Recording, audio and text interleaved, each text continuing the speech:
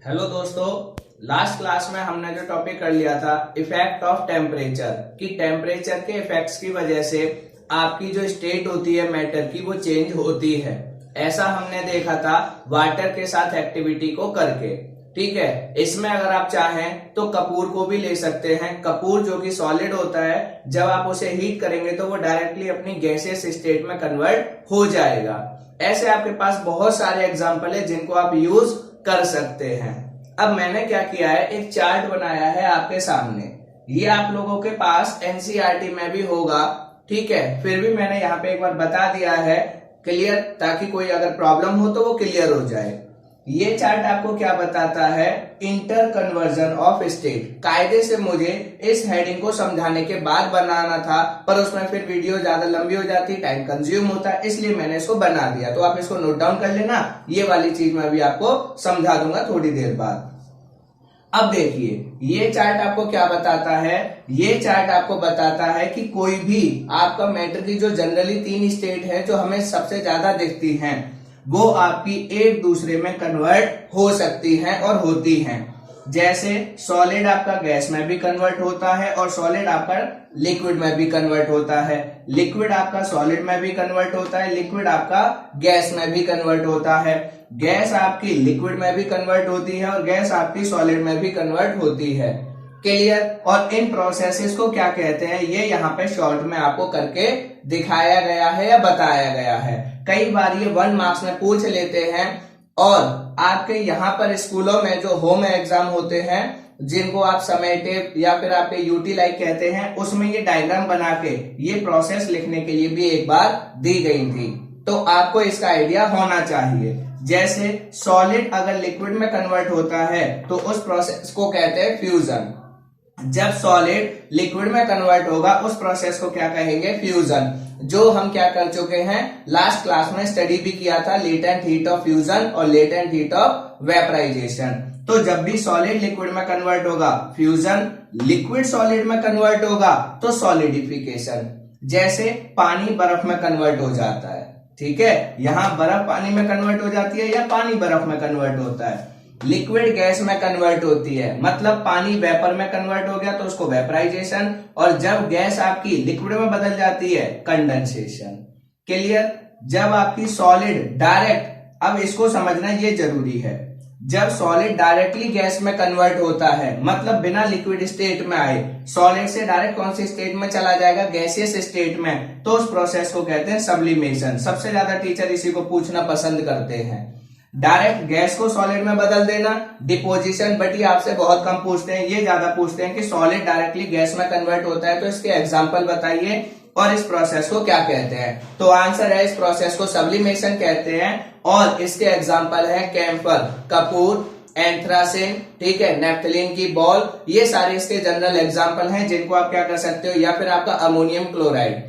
ठीक है, ये सब इसके एग्जांपल है जिनको हम क्या करेंगे, चैप्टर नंबर 2 में कंटिन्यू करेंगे। क्लियर। तो ये आपका चार्ट है, इसको आप बना लीजिए, आप पॉज करके बना लेना इसको। ठीक है, ये इंटर कन्वर्जन, ये स्टेट आपसे पूछता है, तब तक मैं आपको अगली हेडिंग पे लेके चलता हूं। ठीक है दोस्तों, ये आपका चार्ट है, ये पूछता है 1 मार्क्स में भी आ जाता है, 3 में भी आ जाता है, या फिर इसी में से किसी हेडिंग को डिफाइन करने के लिए बोल देगा, आपसे पूछ लेगा।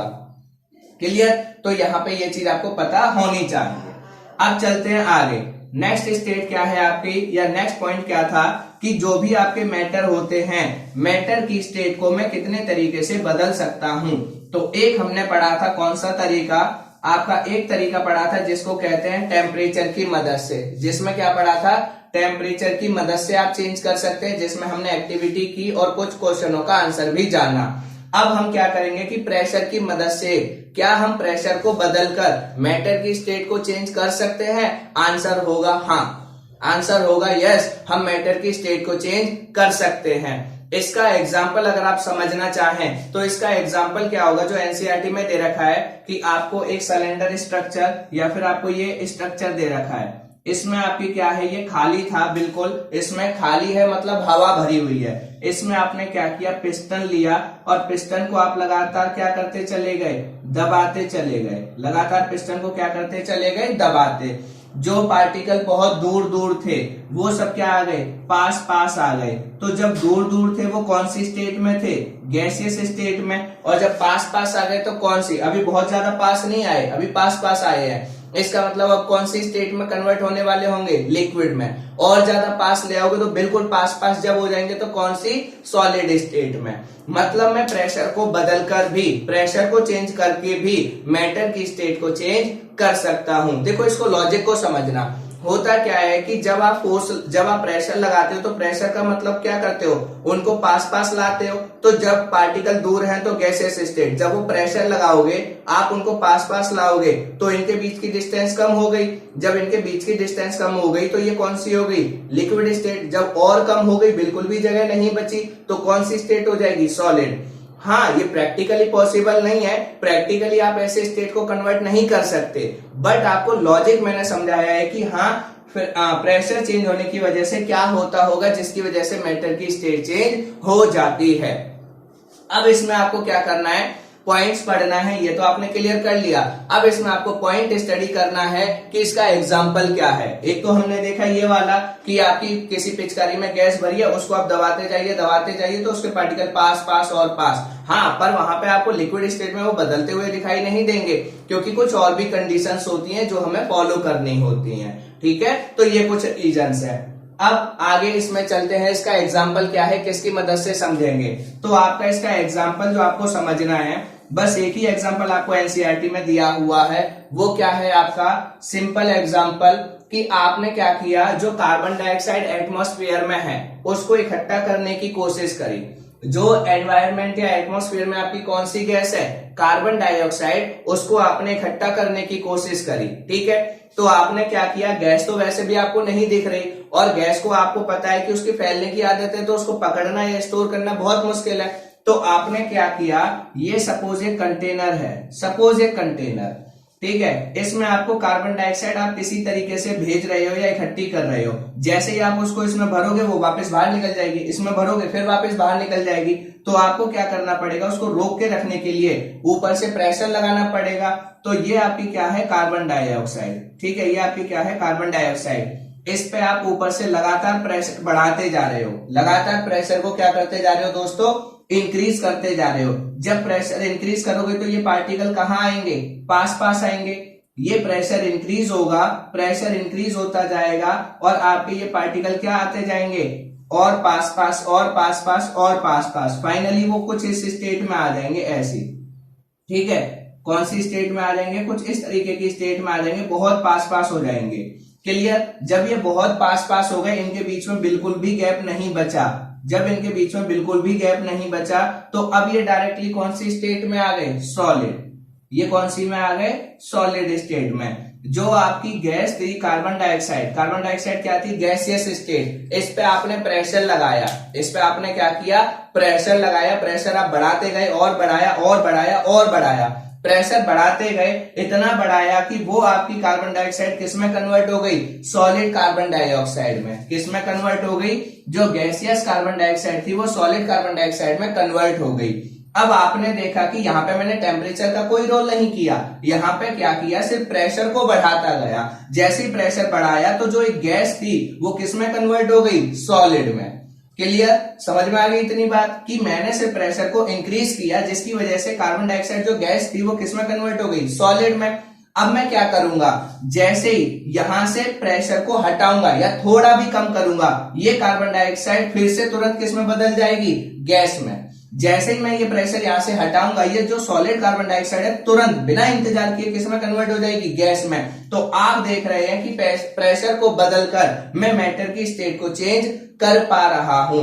और इसमें कितना प्रेशर हटाना होता है आपको, 1 atm, 1 एटमॉस्फेरिक प्रेशर हटाते हैं। नहीं याद रखोगे चलेगा, ठीक है, अगर याद रखे हो तो अच्छी बात है। अब यहां से क्वेश्चन क्या बनता है, क्वेश्चन ये बनता है जो कंपटीशन में भी बनता है और स्कूलों में भी पूछा जाता है, what is solid carbon dioxide. Solid carbon dioxide को क्या कहते हैं, तो सॉलिड कार्बन डाइऑक्साइड को हम कहते हैं ड्राई आइस।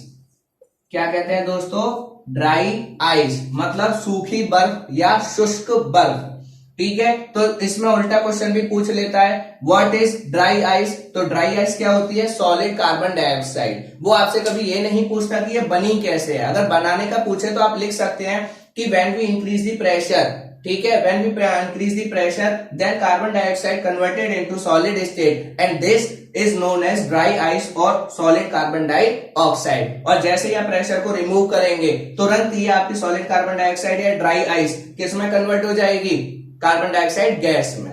क्लियर हो गया। तो ये आपका क्या है, इफेक्ट ऑफ प्रेशर का रोल है, जो आपको पता होना चाहिए था। बस यहां से पेपर में ये क्वेश्चन बनता है, व्हाट इज ड्राई आइस। तो आपका ये कंपटीशन में भी बनता है, ये एनडीए में भी क्वेश्चन आया हुआ है, एनडीए में भी आया है, आपके जो अब पॉलिटेक्निक का एग्जाम है उसमें तो आता ही है, अब स्कूलों में भी आता है। ठीक है, तो what is dry ice, solid carbon dioxide, solid carbon dioxide is known as dry ice. Clear हो गया, ये पॉइंट आपको ध्यान रखना है। अब अगला पॉइंट क्या है आपका, ये दोनों हेडिंग खत्म हो गई कि हम क्या कर सकते हैं, आपकी मैटर की स्टेट को चेंज कर सकते हैं। कैसे, प्रेशर को चेंज करके और टेम्परेचर को चेंज करके। उसके आपने एग्जाम्पल भी देख लिए। अब चलते हैं आगे, जो एक क्वेश्चन बन जाता है बहुत अच्छा सा। ठीक है, ये हेडिंग आपकी क्या हो गई, कंप्लीट। इसमें बस यही काम की चीज है, solid carbon dioxide, dry ice, dry ice is known as solid carbon dioxide. ठीक है, ये क्या है आपका अकेला इसमें एग्जाम्पल। अब आपके क्या है, अगर मैं और बात करूं तो अब आपकी अगली हेडिंग आती है, जो आपसे क्वेश्चन पूछा जाता है, व्हाट इज लिक्विफिकेशन। दोस्तों क्या पूछा जाता है, व्हाट इज लिक्विफिकेशन। लिक्विफिकेशन अगर आपको कल याद हो या परसों की वीडियो में मैंने बताया था, जब मैं किसकी गैस की बात कर रहा था, तो गैस में मैंने बोला था किसके बारे में, एलपीजी। गैस की जब बात कर रहा था तो मैंने एलपीजी का नाम लिया था, जिसमें बोला था लिक्विफाइड पेट्रोलियम गैस। और वहां पे मैंने बताया था कि आपका लिक्विफाइड वर्ड क्यों आया है एलपीजी में। ये जो लिक्विफाइड वर्ड आया था ये क्यों आया था, इसका मतलब होता है आपका कि किसी भी गैस को, जब आप किसी भी गैस को किस में स्टोर कर देते हो या किस में कन्वर्ट कर देते हो, लिक्विड में। जब भी आप किसी गैस को लिक्विड में कन्वर्ट कर देते हो उस प्रोसेस को लिक्विफिकेशन कहते हैं। ये हमने पढ़ा। लिक्विफाइड क्यों, क्योंकि हम इसको लिक्विड की फॉर्म में स्टोर कर रहे हैं। ये थी तो गैस की फॉर्म में, बट हम इसको इकट्ठा या स्टोर किसकी फॉर्म में कर रहे हैं, लिक्विड की फॉर्म में। तो उस चीज को हम लिक्विफाइड पेट्रोलियम, इसीलिए इसको हम क्या कहते हैं, लिक्विफाइड पेट्रोलियम गैस। अब समझिए कि किसी भी गैस को लिक्विड में कैसे कन्वर्ट किया जाता है। लिक्विफिकेशन प्रोसेस समझ में आ गई होगी। Liquefaction is a process by which any gas converted into liquid. Liquefaction is a process by which any gas converted into liquid is known as liquefaction. Liquefaction एक ऐसी प्रोसेस होती है जिससे आप किसी भी गैस को लिक्विड में कन्वर्ट करते हैं। क्लियर। अब आएगा हाउ यू अचीव इट। किसी भी गैस को आप लिक्विड में कैसे कन्वर्ट कर सकते हैं, तो इसका आंसर होगा दो तरीकों से। जो दो तरीके पढ़े हैं उन्हीं से होगा आंसर। तो वो तरीके क्या हैं, बाय इंक्रीजिंग प्रेशर, लिख लीजिए अचीविंग मेथड में यहां पे लिख रहा हूं, ठीक है, मेथड में शॉर्ट में आप लोग अचीविंग मेथड की किसी भी गैस को, डेफिनेशन लिख लेना जो मैंने बोली है। Liquefaction is a process by which any gas converted into liquid is known as liquefaction. अब इसको कर कैसे सकते हैं, दो मेथड। पहला बाय इंक्रीजिंग प्रेशर। प्रेशर को क्या करते जाइए दोस्तों, बढ़ाते जाइए। प्रेशर को लगातार क्या करते जाइए, बढ़ाते जाइए। और दूसरा बाय डिक्रीजिंग या लोअरिंग, बाय डिक्रीजिंग टेम्परेचर। और टेम्परेचर को क्या करते जाइए, घटाते जाइए। ये ध्यान रखना कि टेम्परेचर आपको क्या करना है, कम। ठीक है, प्रेशर बढ़ाना है और टेम्परेचर कम करना है। प्रेशर लगातार बढ़ाते जाओगे, टेम्परेचर कम करते जाओगे। ऐसा करते करते आप किसी भी गैस को किस में कन्वर्ट कर सकते हो, लिक्विड में। यही प्रोसेस होती है किसी भी गैस को लिक्विड में करने की। ठीक है, और इसी को हम क्या कहते हैं, लिक्विफिकेशन प्रोसेस कहते हैं। ये 2 मार्क्स का क्वेश्चन बनता है आपका, इसलिए मैंने इसको यहाँ पे डिस्कस किया। ठीक है, ये मैं मार्क्स की बात इसलिए बताता हूं, ऐसा नहीं है कि मैं आपको ये कह रहा हूं कि आप सिर्फ इन्हीं को पढ़िए सबको, बट मार्क्स में क्या होता है कि आप थोड़ा सा अटेंटिव होके और चीजों को क्लियर करने की कोशिश करते हैं। जबकि कायदे से तो आप सब चीज करते हैं, बट कुछ चीजों को स्पेसिफाई। ठीक है, बाकी चलते हैं आगे। ये क्लियर हो गया होगा, लिक्विफिकेशन, किसी भी गैस को लिक्विड में बदलना लिक्विफिकेशन कहलाता है। कैसे, प्रेशर को बढ़ाते जाइए, टेम्परेचर को घटाते जाइए। इस प्रोसेस से आप किसी भी गैस को लिक्विड में कन्वर्ट कर सकते हैं। अब आता ही है हमारी इस चैप्टर की लास्ट हेडिंग। इस चैप्टर की जो लास्ट हेडिंग है दोस्तों, वो क्या है आपकी इवेपोरेशन। वो क्या है दोस्तों आपकी इवेपोरेशन। आइए उस लास्ट हेडिंग में चलते हैं। इवेपोरेशन क्या होता है, कैसे होता है, क्या करता है, किस किस पे डिपेंड करता है, सारी कहानियों को समझते हैं। इवेपोरेशन हेडिंग डाल दीजिए, इवेपोरेशन। वैसे तो आप लोग जानते हैं इवेपोरेशन को बहुत अच्छे से, फिर भी मैं एक बार बता देता हूं। इवेपोरेशन का मतलब होता है जब आपने पानी को कहीं रखा, किसी भी कंटेनर में, बर्तन में भर के रखा, बट उस पर कैप नहीं लगाई है, उसको ढका नहीं, खुला रख दिया, थोड़े टाइम बाद आप देखोगे अपने आप ही पानी का लेवल क्या हो जाता है, कम हो जाता है। अपने आप ही पानी का लेवल क्या हो जाता है दोस्तों, कम हो जाता है। किसकी प्रोसेस की वजह से, इवेपोरेशन। आप क्या कहते हो कि आपका जो सूरज था या जो आपकी सन की रेस थी, उसने पानी को क्या कर लिया, एब्जॉर्ब कर लिया। हाँ बिल्कुल, बहुत सारे फैक्टर हैं, बहुत सारी चीजें हैं, तो इसको हम समझते हैं कि क्या होता है। बिल्कुल सही पहचाना आपने जो बोला कि सूरज की रोशनी क्या कर लेती है, पानी को सोख लेती है, हमारे अंदर से भी सोख लेती है। इसीलिए गर्मियों के टाइम पे हम क्या होते हैं, जब स्कूल से आते हैं बिल्कुल थकी हुई हालत में, आते ही अपने बिस्तर पे फैल जाते हैं। रीजन क्यों, क्योंकि हमारे शरीर में इवेपोरेशन हो गया, मतलब सन ने हमारी बॉडी से वाटर को एब्जॉर्ब कर लिया, तो हमारे शरीर में पानी की क्या हो गई, कमी, डिहाइड्रेशन।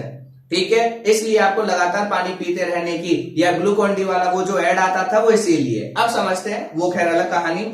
इवेपोरेशन क्या होता है, अगर आप शॉर्ट में लिखना चाहते हैं तो आप शॉर्ट में लिख सकते हैं conversion of liquid into vapour. जब कोई भी लिक्विड किस में कन्वर्ट होता है, वेपर में, उस प्रोसेस को इवेपोरेशन कहते हैं। कन्वर्जन ऑफ, ठीक है, कन्वर्जन या प्रोसेस, ठीक है, कन्वर्जन की जगह प्रोसेस लिख लीजिए, प्रोसेस ऑफ, ठीक है, प्रोसेस ऑफ कन्वर्ट, या फिर आपकी process in which liquid convert into gas. Process, evaporation is a process in which liquid convert into vapours. Gas लिख सकते हो या एक्चुअली में वेपर्स होता है वो, ठीक है। अब ये तो अगर आप तीन बातें भी लिख दोगे, liquid convert into vapour is known as evaporation, तब भी आपको मार्क्स मिल जाएंगे। बट क्या है ये डेफिनेशन दोस्तों, सही बताऊं तो अधूरी है। मैं आपको बताता हूं क्यों मैं ऐसा कह रहा हूं। क्योंकि बॉइलिंग में क्या होता है, जब आप किसी चीज को उबालते हो, बॉईल करते हो, उसमें क्या होता है, लिक्विड भी तो वेपर में बदलता है। भाई बॉईल करने में, उबालने में लिक्विड किस में बदलता है, वेपर में। इवेपोरेशन में भी लिक्विड किस में बदल रहा है, वेपर में। तो दोनों इवेपोरेशन और बॉइलिंग तो फिर एक ही हो गई ना, फिर डिफरेंस क्या हुआ भाई, दोनों ही चीजें क्या हो गई, एक ही हो गई। भाई बॉइलिंग में क्या करते हो, आपने पानी लिया, गर्म किया, भाप में बदल गया, वेपर में। अब इवेपोरेशन भी आप क्या कर रहे हो, पानी लिया, भाप में बदल गया, वेपर में, इवेपोरेशन। दोनों तो फिर एक ही नहीं हो सकती। इसका मतलब कहीं ना कहीं कुछ ना कुछ डिफरेंस होगा। समझिए डिफरेंस क्या है। Evaporation is a process in which liquid convert into gas और vapours below its boiling point, below its boiling point, अपने बॉइलिंग पॉइंट से, जो उसका किसी भी लिक्विड का जो बॉइलिंग पॉइंट है उससे कम के टेम्परेचर पे अगर वो लिक्विड से वेपर में कन्वर्ट होता है तो उसको हम इवेपोरेशन कहते हैं। अब बॉइलिंग और इवेपोरेशन में डिफरेंस समझाने की कोशिश करता हूं। ये आपका क्या है, कंटेनर है, और ये दूसरा कंटेनर है। इसमें भी पानी भरा हुआ है, इसमें भी क्या है दोस्तों, पानी, और इसमें भी क्या है आपका पानी। अब जरा समझना कंडीशन क्या है। हमें पता है वाटर का बॉइलिंग पॉइंट कितना होता है, 100 डिग्री। मतलब 100 डिग्री पे अगर मैं पहुंचाऊंगा तो ये ऑटोमेटिकली क्या हो जाएगा, लिक्विड से वेपर में कन्वर्ट हो जाएगा। 100 डिग्री पे ये लिक्विड से वेपर में कन्वर्ट हो जाएगा 101%। क्लियर। तो जब भी कोई लिक्विड अपने डेफिनेट टेम्परेचर या अपने बॉइलिंग पॉइंट पे ही लिक्विड या वेपर में बदलता है, उसको तो कहते हैं क्या, बॉइलिंग। उसको तो क्या कहते हैं, बॉइलिंग। अब सपोज वाटर का जो बॉइलिंग पॉइंट है 100 डिग्री सेल्सियस। अब ये जो पानी है ये 100 की जगह क्या हो जाए, 95 डिग्री पे ही आपका लिक्विड में बदल जाए, वेपर में बदल जाए, 90 डिग्री पे बदल जाए, आपका 80 डिग्री पे बदल जाए, बस 100 डिग्री से कम के टेम्परेचर पे। मतलब कि जो आपका वाटर का बॉइलिंग पॉइंट है 100 डिग्री, वो 100 डिग्री ना पहुंचे, बस 100 डिग्री से कम के टेम्परेचर पे ही वो क्या हो जाए, गैस या वेपर में कन्वर्ट हो जाए, तब हम उसको क्या कहेंगे, इवेपोरेशन। ये बहुत बड़ा डिफरेंस है। इवेपोरेशन में हमेशा जो उस लिक्विड का बॉइलिंग पॉइंट होगा उससे कम के टेम्परेचर पे अगर वो वेपर में कन्वर्ट हो रहा है या गैस में कन्वर्ट हो रहा है तो वो इवेपोरेशन है। अगर अपने बॉइलिंग पॉइंट पे ही जाके वो वेपर में कन्वर्ट हो रहा है तो वो इवेपोरेशन नहीं है। क्लियर? इसीलिए जब आप पानी को खुला छोड़ते हैं तो आपका 100 डिग्री टेम्परेचर नहीं पहुंचता, क्योंकि अगर सूरज से आने वाला टेम्परेचर 100 डिग्री पहुंच गया ना तो आपका जो घर है, आपकी खाल पूरी जल जाएगी। आपको पता होगा बहुत अच्छे से कि 50 डिग्री पे आप बिल्कुल भिनभिनाने लगते हैं, परेशान हो जाते हैं। तो 100 डिग्री अगर टेम्परेचर हो गया तो पानी तो चलो ठीक है उबलेगा, उससे पहले आप जरूर अंडे बन जाएंगे।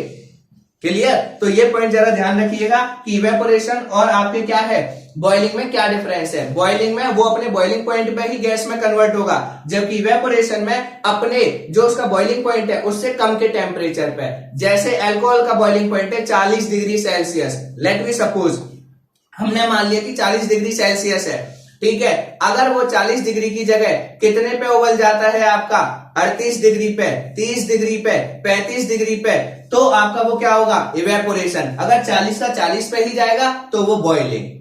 आगे बात समझ में? ये बहुत बड़ा डिफरेंस है। हाँ, लिखने के लिए आपको मार्क्स मिल जाते हैं, इतनी सी डेफिनेशन से कोई प्रॉब्लम नहीं है, बट जो समझना चाहते हैं वो जरा ये ध्यान रखें कि वो टेम्परेचर जो उसका बॉइलिंग पॉइंट है उससे कम के टेम्परेचर पे अगर वो किस में कन्वर्ट होगा, ठीक है, आपकी गैस या वेपर में, तो उसको इवेपोरेशन बोला जाएगा, अदरवाइज नहीं, अदरवाइज नहीं। क्लियर हो गया? अब यहाँ पे एक और फिनोमेना की, एक और चीज की बात आती है। इवेपोरेशन कैसा फिनोमेना है, सरफेस फिनोमेना या बल्क फिनोमेना? बता देता हूं, 2 सेकंड का काम है। अगर कोई भी चीज, कोई भी प्रोसेस नीचे से ऊपर की तरफ होती है, जैसे आप जब गर्म करते हो, किसी चीज को बॉईल करते हो, तो क्या सबसे ऊपर वाले पार्टिकल गर्म होते हैं सबसे नीचे वाले? तो आंसर होगा सबसे नीचे वाले। पहले ये गर्म होंगे सबसे नीचे वाले, फिर इससे ऊपर वाले, फिर इससे ऊपर वाले, फिर इससे ऊपर वाले। इसको कहते हैं दोस्तों बल्क फिनोमेना। जब कोई प्रोसेस नीचे से ऊपर की तरफ चलती है उसको कहते हैं बल्क फिनोमेना, BULK। तो जो आपका बॉइलिंग है, क्या बॉइलिंग कैसा फिनोमेना होता है, बल्क फिनोमेना, क्योंकि पहले नीचे वाला गर्म, फिर ऊपर वाला गर्म, फिर ऊपर वाला, फिर और ऊपर वाला। जबकि इवेपोरेशन में देखिए क्या होता है, इवेपोरेशन में सनरेज गिरेंगी, धूप गिरेगी ऊपर से, तो पहले ये ऊपर वाली लेयर गर्म होगी या नीचे वाली? तो आंसर होगा ऊपर वाली। तो इसमें प्रोसेस कहां जाएगी, पहले ये गर्म, फिर ये गर्म, फिर ये गर्म, फिर ये गर्म। तो इवेपोरेशन क्या होता है, सरफेस फिनोमेना। इवेपोरेशन होता है सरफेस फिनोमेना, बॉइलिंग होता है बल्क फिनोमेना। क्लियर? ये भी पॉइंट याद रखिएगा।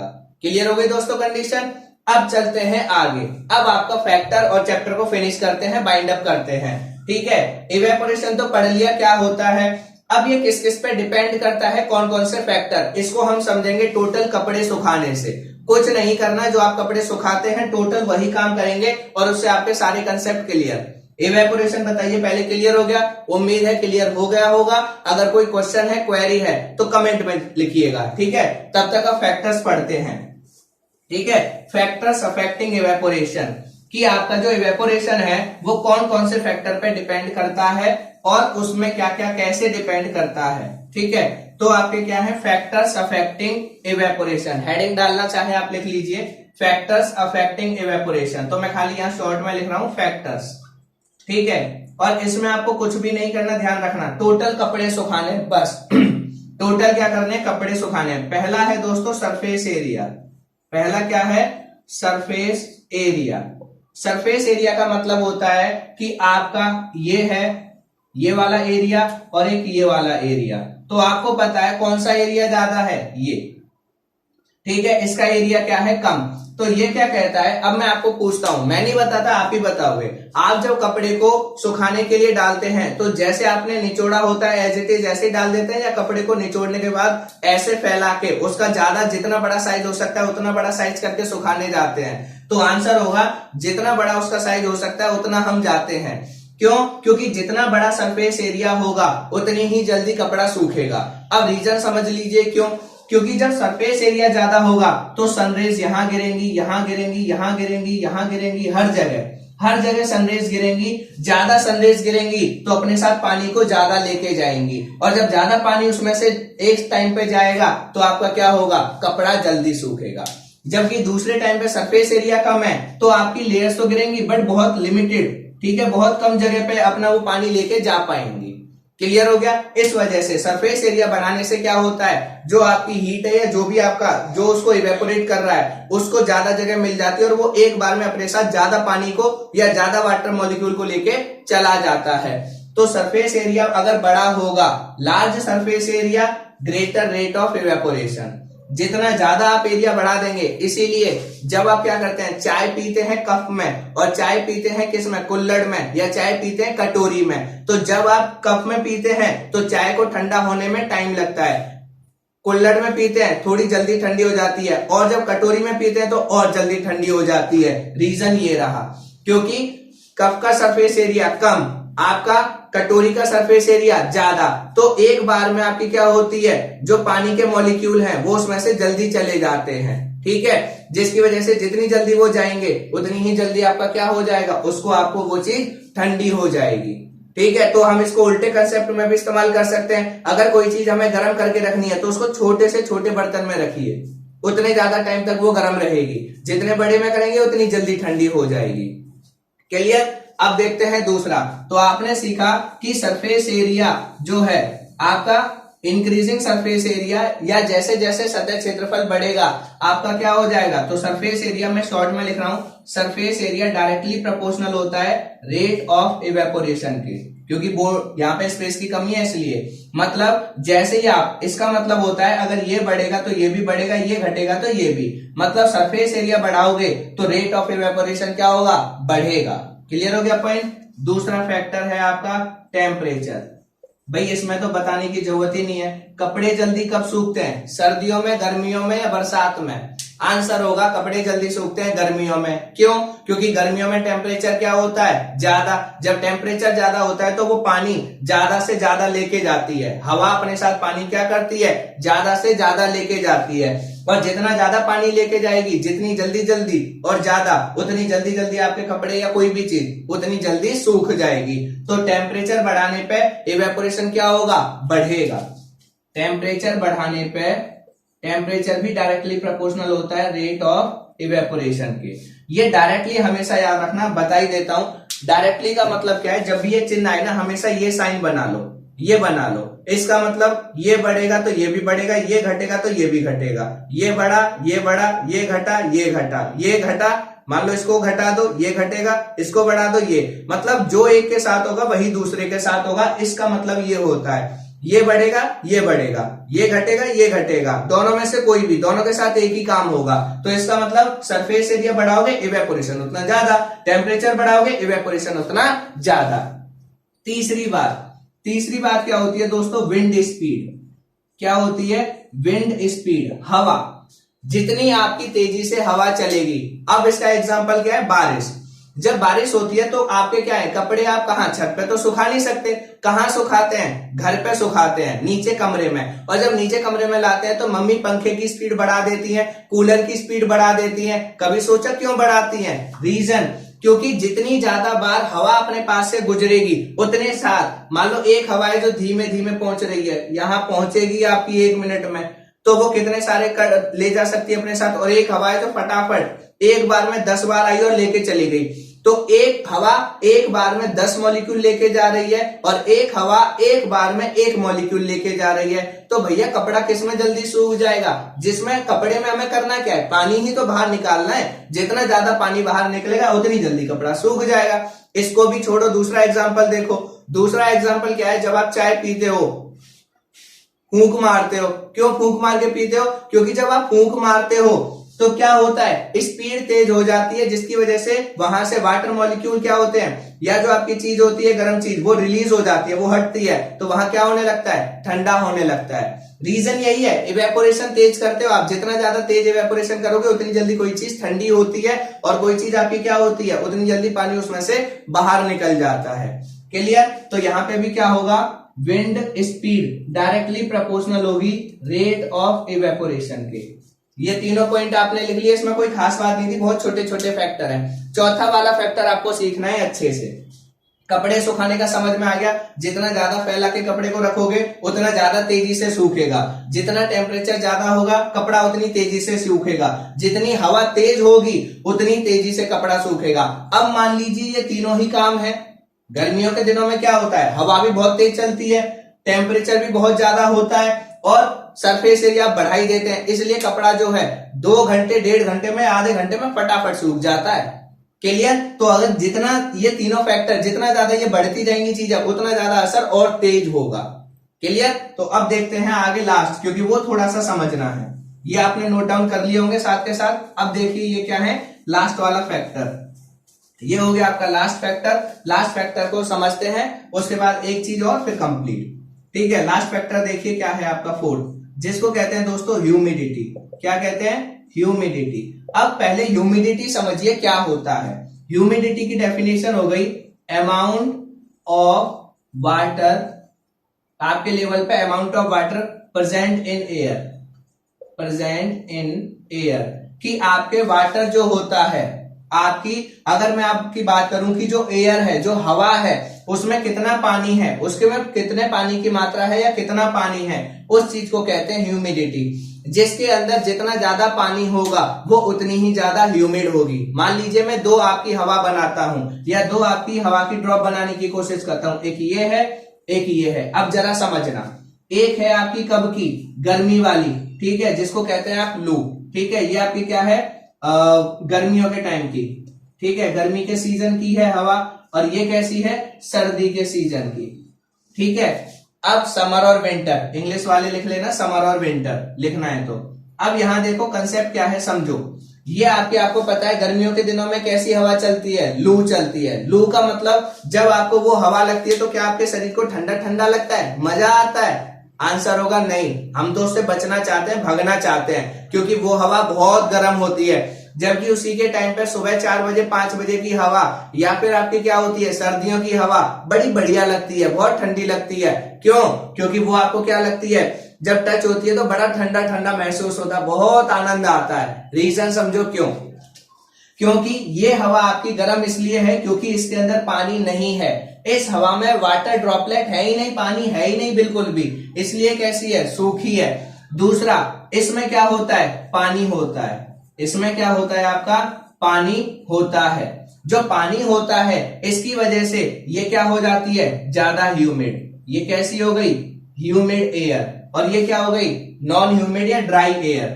इसको मैं क्या बोल दूंगा, ड्राई एयर, ये सूखी हवा, और ह्यूमिड एयर जिसमें पानी है।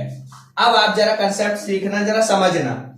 अब ये क्या है, ये सर्दियों वाली हवा है जो ऑलरेडी क्या है, ह्यूमिडिटी ज्यादा है क्योंकि इसमें पानी ज्यादा है। इसमें क्या है, ये गर्मियों की हवा है जिसमें पानी नहीं है, ये कम ह्यूमिड है। अब आप बताइए इनमें से, दोनों हवाओं में से इवेपोरेशन में क्या होता है, कौन अपने साथ पानी जल्दी लेके जाएगा? तो इन दोनों में से बताओ कौन पानी लेके जाना चाहेगा, ये वाली हवा सर्दियों वाली या ये वाली हवा गर्मियों वाली? आंसर क्या होगा, गर्मियों वाली।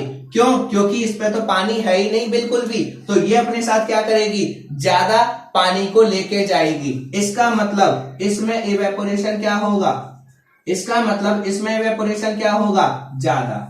इसका मतलब इसमें इवेपोरेशन क्या होगा, ज्यादा, और इसमें इवेपोरेशन क्या होगा, कम। समझ में आया क्यों? अगर मैं चाहता तो इसको इतना ही खत्म कर देता कि इसमें ज्यादा होता है इसमें कम, पर आपको समझना पड़ेगा क्यों है। ह्यूमिड का मतलब, मैं फिर कह रहा हूं, इसमें कॉन्ट्राडिक्टरी क्वेश्चन, हर जगह कॉन्ट्राडिक्टरी क्वेश्चन होते हैं, एक्सेप्शन होते हैं, बट वो हायर क्लासेस के लिए है। आपके लेवल पे यही डेफिनेशन है, और आप अगर इस तरीके से समझेंगे तो आसान होगा, क्योंकि 11th की चीजें, 12th की चीजें, ग्रेजुएशन की चीजें मैं एक साथ 9th में नहीं बता सकता। ठीक है, यहां पे पॉइंट क्या हुआ, ह्यूमिड एयर उसको कहते हैं जिसमें पानी पहले से मौजूद है। अब आपने देखा जिसमें पानी पहले से मौजूद है और मुझे पानी को भेजना है, तो भाई जिसका ऑलरेडी पेट भरा हुआ है क्या वो अपने साथ और कुछ लेके जाएगी? नहीं, जिसका खाली है वो लेके जाएगी। इसका मतलब क्या हुआ, यहां पे हुआ कि जो जहां पे ह्यूमिडिटी कम होगी इवेपोरेशन वहां पे ज्यादा होगा। देखो ये इसमें ह्यूमिडिटी ज्यादा थी, इसमें ह्यूमिडिटी कम, तो जिसमें ह्यूमिडिटी कम थी उसमें इवेपोरेशन क्या हुआ, ज्यादा। तो यहां दोस्तों रिलेशन क्या बनेगा, ह्यूमिडिटी ह्यूमिडिटी इनवर्सली प्रोपोर्शनल होती है रेट ऑफ इवेपोरेशन के। मतलब क्या हुआ, मीनिंग क्या हुआ कि जैसे जैसे ह्यूमिडिटी बढ़ती जाएगी, अब ये साइन कैसा हो गया, ऐसा, ये साइन कैसा हो गया, इस तरीके का उल्टा, मतलब ये बढ़ेगा तो ये और नीचे जाएगा, मतलब ये बढ़ेगा तो ये और घटेगा। क्लियर। तो अगर आप रेट ऑफ इवेपोरेशन बढ़ाना चाहते हैं तो ह्यूमिडिटी घटाइए, अगर आप रेट ऑफ इवेपोरेशन घटाना चाहते हैं ह्यूमिडिटी बढ़ाइए। ये उल्टा रिलेशन होता है, इसमें हमेशा ऐसे हाथ बनाना, कभी दिक्कत नहीं होगी, और जब सीधा सीधा हो तो ऐसे बनाना, कभी प्रॉब्लम नहीं होगी। क्लियर। आपका इवेपोरेशन पूरा कंप्लीट। इसके फैक्टर्स अफेक्टिंग। अब इस क्वेश्चन को घुमा फिरा के पूछता है कि आपके पास एक छोटा टब था, बड़ा टब था, पानी रखा था, आपने इसमें से पानी क्या हो गया, गायब हो गया, इस प्रोसेस को क्या कहते हैं, और ये किसके इसके फैक्टर्स बताइए। तो जब भी ऐसा क्वेश्चन आए, आप छोटे कप में चाय पीते हैं, बड़े वाले में पीते हैं, इस तरीके का कोई भी क्वेश्चन आए, आंसर आपका इवेपोरेशन ही होगा वहां पे, ये ध्यान रखिएगा। अब आपका क्वेश्चन आता है कि इवेपोरेशन होने की वजह से हमें ठंडा क्यों लगता है, वाई वी फील कूल, हमें ठंडा क्यों लगता है।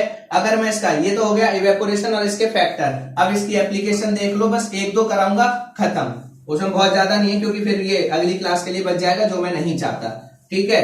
अब यहाँ पे देखिए, ये सारी चीजें आपने कर ली होंगी नोट डाउन, नहीं करी तो पॉज करके वीडियो को आप कर लेना। अब देखिए क्या होता है, इवेपोरेशन का क्या फर्क है। इवेपोरेशन जब जब होगा दोस्तों, तब तब हमेशा evaporation causes cooling, evaporation causes cooling, जब जब इवेपोरेशन होगा तब तब आपको ठंडा लगेगा, अगर इवेपोरेशन नहीं होगा तो आपको ठंडा नहीं लगेगा। इसके कई सारे एग्जाम्पल है, जो आप चाहें वो देख सकते हैं। आप क्या करते हैं, गर्मियों के टाइम पे जब आप चल के आते हैं, आपको पसीना आता है बहुत ज्यादा, और उसके बाद जब हवा आती है, हवा लगती है, तो आपको बहुत ठंडा लगता है। क्यों? क्योंकि वहां आपका क्या होता है, जो पसीना है, पसीना आपका क्या होता है, इवेपोरेट होता है, बॉडी से क्या होता है, इवेपोरेट। जैसे आप जाते हैं, हवा में जाते हैं और कहते हैं ओ मेरा पसीना सूख गया और मुझे बहुत ठंडा ठंडा लग रहा है, क्या हुआ वहां पे, इवेपोरेशन। जो स्वेट के मॉलिक्यूल हैं वो क्या हो गए, बॉडी से इवेपोरेट हो गए, और जब भी इवेपोरेशन होगा तो हमेशा क्या लगेगा, ठंडा लगेगा। अब मैं रीजन बताता हूं ऐसा होता क्यों है। क्योंकि इवेपोरेशन होने के लिए, इवेपोरेशन या दुनिया में कोई भी काम होने के लिए किसकी जरूरत पड़ती है, एनर्जी। तो आपका जब इवेपोरेशन होता है, मान लीजिए आपने क्या रखा, एसीटोन या थिनर, जो नेल पॉलिश होती है उसको हटाने के लिए इस्तेमाल होता है, आपने एसीटोन या थिनर अपनी हथेली पे रखा, धीरे धीरे आपको कैसा लगेगा, ठंडा। पेट्रोल रखोगे तो भी कैसा लगेगा, ठंडा। रीजन क्या होता है, क्योंकि वो आपके हाथ से एनर्जी लेके, आपके हाथ से वो पेट्रोल या थिनर या एसीटोन आपके हाथ से एनर्जी लेके क्या हो जाता है, इवेपोरेट। आपके हाथ से एनर्जी लेके क्या हो गया, इवेपोरेट। अब आपकी हथेली उस एनर्जी को क्या करेगी, वापस लेगी, किससे, अपने आसपास की सराउंडिंग से, अपने आसपास के एनवायरनमेंट से। और जब आप एनर्जी को रिगेन करते हैं, जब आप एनर्जी, वो जो ऑब्जेक्ट है जिससे एनर्जी लॉस हुई है, जब वो अपनी एनर्जी सराउंडिंग से रिगेन करता है, उसी की वजह से वहां पे क्या लगता है, ठंडा लगता है। तो आप लिख सकते हैं उसको शॉर्ट में, ठीक है, evaporation causes cooling due to reabsorption of energy,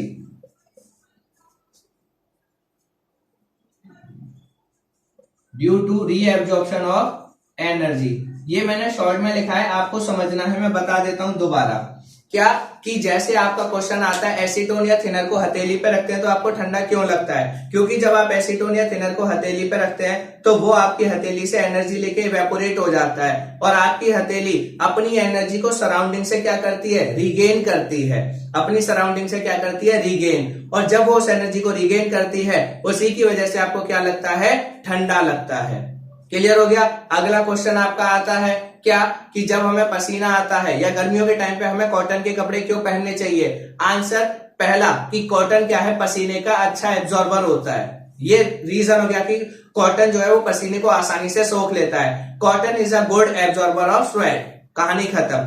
reason क्या है, ठंडा क्यों लगता है, क्योंकि हमारी बॉडी पे जो स्वेट आया, उस स्वेट को किसने एब्जॉर्ब कर लिया, इसने, और इस पे सनरेज गिरेंगी, ये क्या करेंगी, उसको इवेपोरेट। ठीक है, वो स्वेट जो है वो हमारी बॉडी से इवेपोरेट होगा, और जैसे ही इवेपोरेट होगा तो जो हमारी बॉडी की एनर्जी लॉस हुई थी, वो एनर्जी हम सराउंडिंग से क्या करेंगे, रिगेन करेंगे उस एनर्जी को, जिसकी वजह से हमें कैसा लगेगा, ठंडा।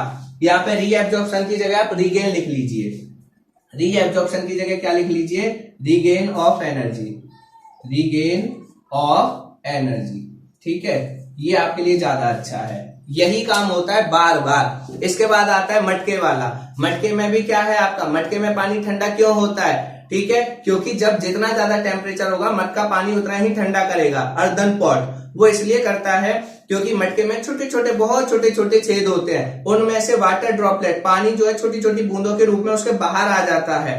ठीक है, अब बाहर आने के बाद वो क्या होगा, इवेपोरेट होगा। जब इवेपोरेट होगा तो किसकी एनर्जी लेगा वो, अर्दन पॉट की। अर्दन पॉट अपनी एनर्जी को क्या करेगा, वापस लेगा, किससे, सराउंडिंग से। जैसे ही अपनी एनर्जी को रिगेन करेगा उसकी वजह से पानी क्या हो जाएगा, मटके का ठंडा हो जाएगा। जहां भी ठंडे का कंसेप्ट लगाना हो, एक ही लॉजिक है, रिगेन ऑफ एनर्जी। आप छत के, जो आपकी गर्मियों के टाइम पे छत क्या हो जाती है, गर्म, उसको ठंडा करते हैं, कैसे, पानी छिड़कते हैं। सिंपल रीजन, क्यों ठंडी हो जाती है, रीजन ये है क्योंकि जब आप उस पर पानी छिड़कते हैं तो क्या होता है, जो पानी है वो आपका छत से एनर्जी लेके क्या हो जाता है, इवेपोरेट हो जाता है, और वह छत अपनी एनर्जी को रिगेन करती है सराउंडिंग से, जिसकी वजह से वो क्या हो जाती है, ठंडी हो जाती है। सब में यही रीजन है, सब में जब भी इवेपोरेशन होगा और उसकी वजह से ठंडक आएगी, एक ही आंसर बार बार, due to regain of energy, due to regain of energy. और रिगेन ऑफ एनर्जी आप कहां से करेंगे, हमेशा सराउंडिंग से। बस इतना भी आप लिख देंगे तो आपको क्वेश्चन में मार्क्स मिलेंगे। बाकी थोड़ी लैंग्वेजेस हैं, वो आप आंसर्स को जब डिस्कस करेंगे तो क्लियर हो जाएगा। अगर कोई क्वेरी हो, कोई क्वेश्चन हो, कोई डाउट हो तो कमेंट सेक्शन में लिखिएगा। आज आपका चैप्टर क्या हो गया, फर्स्ट कंप्लीट हो गया। ठीक है, इसमें एक चीजें रहती हैं क्या, डिग्री सेल्सियस को और उसको उसमें कन्वर्ट करना, वो और बता देता हूं। ठीक है, बाकी तो ये कंप्लीट हो गया क्योंकि वो है, आता है 1 मार्क्स में, तो उसको और करा देता हूं फिर कंप्लीट। देखिए क्या है आपका आता है 0 डिग्री सेल्सियस को इसमें कन्वर्ट कीजिए, उसको उसमें, ज्यादा टफ नहीं है, ये याद रखिए। 0 degree Celsius is equal to 273 kelvin. 0 degree Celsius 273 kelvin होता है। इस कंसेप्ट को आप याद रखेंगे, कभी कंफ्यूज नहीं होंगे। अब देखो मैं तरीका बताता हूं कैसे। 1 डिग्री सेल्सियस को मैं क्या लिख सकता हूं, 0 + 1 डिग्री लिख सकता हूं। 0 में कितना होता है, 273, 1 में 1 जोड़ दो तो कितना हो गया, 274 केल्विन। अगर मैं कहूं आपसे 2 डिग्री सेल्सियस को लिखो तो क्या लिखोगे, 0 + 2, तो आपका 273 + 2 तो कितना हो जाएगा, 275। अगर मैं कहूं आपसे 10 डिग्री सेल्सियस, कन्वर्जन याद मत रखो कि प्लस करते हैं माइनस करते हैं, वो नहीं, ऐसे में ये जो लिखना बता रहा हूं इससे देखो बेनिफिट क्या होगा। 0 + 10 तो 0 को क्या, 273, इसमें कितना ऐड करेंगे, ठीक है, 283। कुछ समझ में आ रहा है कि मैं डिग्री सेल्सियस, मुझे पता है 0 डिग्री सेल्सियस में 273 केल्विन है, तो ये याद रखो कि 1 डिग्री सेल्सियस 2 डिग्री सेल्सियस कैसे लिखोगे। जब आप डिग्री सेल्सियस को कन्वर्ट करने के लिए केल्विन में बार बार आप देख रहे हो कि कितना ऐड कर रहे हो, 273 ऐड, 273 ऐड, इसका मतलब दूसरे वाले में क्या करोगे, हमेशा माइनस करोगे, हमेशा और हमेशा क्या करोगे, माइनस। ठीक है, और इसकी एक और ट्रिक है कि जब भी आपको 273 से कम वैल्यू दी हो वो आपकी क्या होगी, ज्यादातर उसमें 273 प्लस करना, और 273 से ज्यादा वैल्यू दे रखी हो तो क्या करना, माइनस। बट वो यार तुक्का होता है, टीचर फंसाने के लिए अगर बड़ी वैल्यू दे दी तो आपका रायता फैल जाएगा। समझ में आई बात, इसलिए ज्यादा अच्छा है कि इस कंसेप्ट को सीख लो। 0 डिग्री सेल्सियस में 273, कहानी खत्म हमेशा। और जब भी पेपर में बैठे हो 2 सेकंड का टाइम लगेगा ये सोचना कि 1 डिग्री सेल्सियस कैसे लिखूंगा, 0 डिग्री + 1 डिग्री, 0 में 273, 1 को ऐड करूंगा, कहानी खत्म। कभी नहीं भूलोगे कि डिग्री सेल्सियस को केल्विन में कन्वर्ट करने के लिए 273 प्लस करते हैं, तो केल्विन को डिग्री सेल्सियस में बदलने के लिए माइनस करेंगे, कहानी खत्म। और यही रीजन है कि केल्विन को डिग्री सेल्सियस में बदलने के लिए टीचर हमेशा आपको 273 से बड़ी वैल्यू देगा, क्योंकि अगर उससे छोटी दी तो आंसर क्या आ जाएगा आपका, 0 या माइनस। ठीक है, वो आपके लेवल में नहीं है, वो आगे की हायर स्टडीज में है। ठीक है, तो आपका ये टॉपिक पूरे तरीके से कंप्लीट। अब आपका कोई क्वेश्चन नहीं बचता इसमें, सारे कंप्लीट। फिर भी किसी को डाउट हो कमेंट सेक्शन में लिखिएगा। वीडियो अच्छी लगी हो तो लाइक कीजिएगा, शेयर कीजिएगा और चैनल को सब्सक्राइब कीजिएगा। ओके।